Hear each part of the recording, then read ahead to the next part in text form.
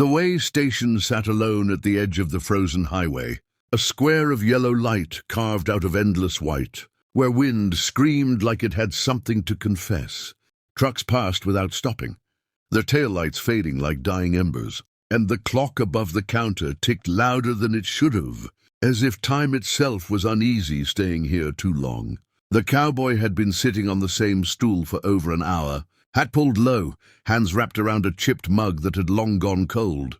He hadn't spoken to anyone, not when the attendant asked if he wanted a refill, not when a pair of drifters argued near the door, not even when the radio crackled with a Christmas song that sounded like it was trying too hard to be cheerful. Silence clung to him the way dust clings to boots, earned, heavy, permanent.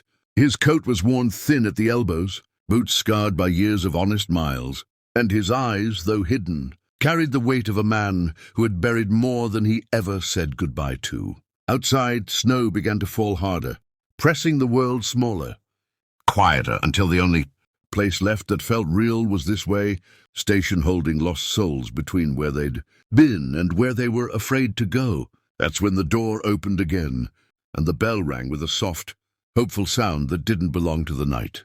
A little girl stepped in, no more than 6 or 7, her red coat 2 sizes too big, sleeves swallowing her hands. Snow clung to her curls, and her shoes were wet through. But she didn't complain. She didn't cry.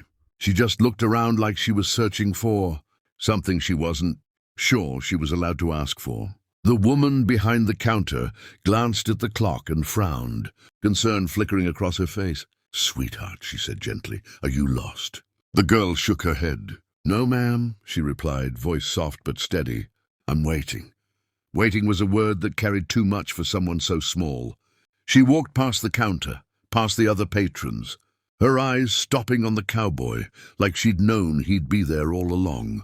She stood beside him, barely reaching the counter's edge, and for a long moment said nothing. The cowboy didn't move, didn't look up.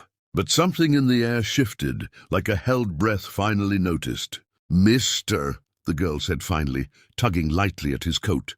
That touch, small, unsure, cut through years of practiced distance. Slowly he turned his head. When he lifted his hat just enough for their eyes to meet, the station felt warmer somehow. His eyes weren't hard. They were tired. The kind of tired that sleep doesn't fix. "Yes, ma'am," he said quietly. The girl swallowed, gripping a folded piece of paper in her mittened hand. "I only want a dad for Christmas," she said. No dramatics, no tears. Just truth, laid bare like a wish spoken to a falling star. The words landed heavy, echoing louder than the storm outside. Conversation stopped. Even the radio seemed to hesitate between notes. The cowboy stared at her, something flickering behind his eyes. Pain, surprise, maybe recognition. "That's a big ask," he said after a moment. Voice rough, like it hadn't been used much lately. She nodded. "I know. But Mama said Christmas is when miracles listen better." He looked away then, jaw tightening. "Where's your mama now?" he asked. The girl's smile didn't fade, but it softened. "Upstairs," she said, pointing toward the old rooms above the station. "She's sleeping. The doctor said she needs rest." The way she said it, careful, practiced, told him she'd said it many times before. Too many times. "You shouldn't be talking to strangers," the cowboy said gently. "Mama says that too," the girl replied. "But she also says to trust kind eyes. You got kind eyes?" He almost laughed at that, almost. Instead, he stood, towering, but careful not to scare her. "What's your name?"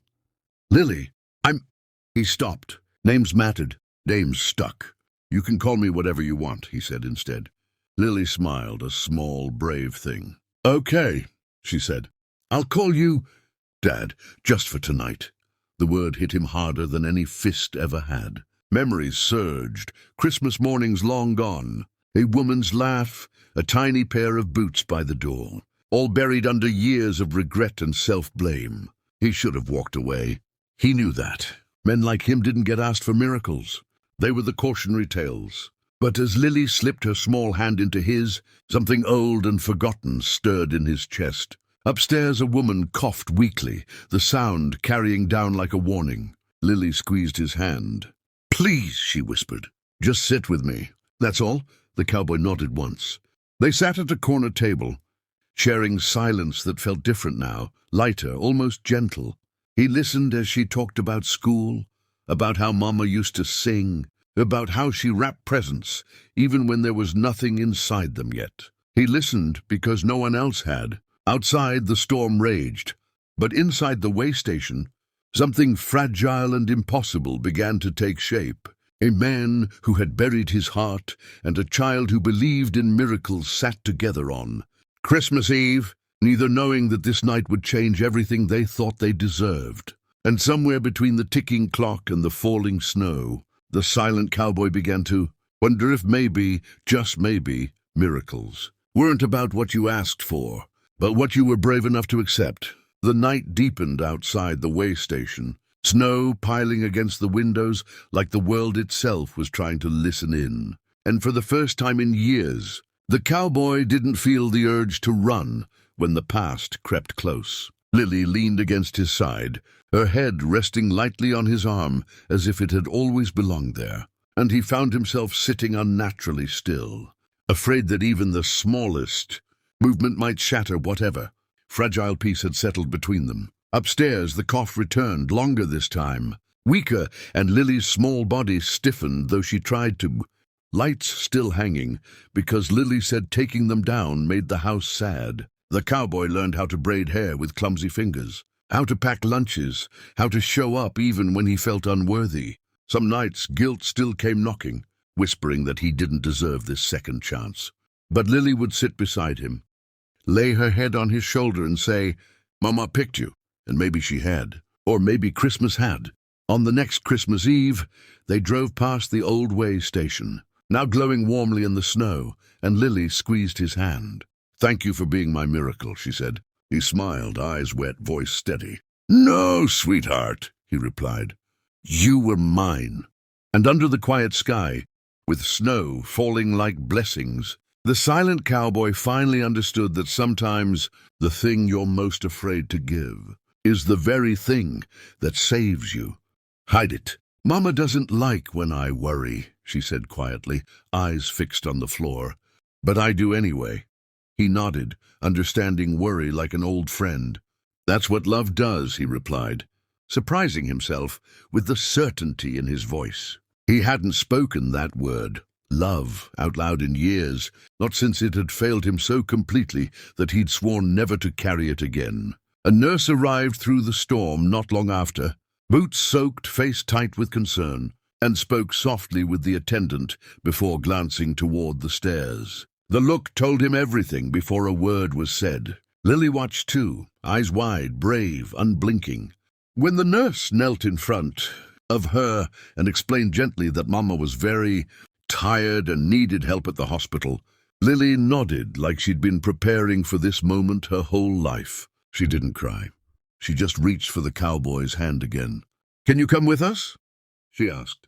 Not will you, not please, just the simple faith that he would. And he did.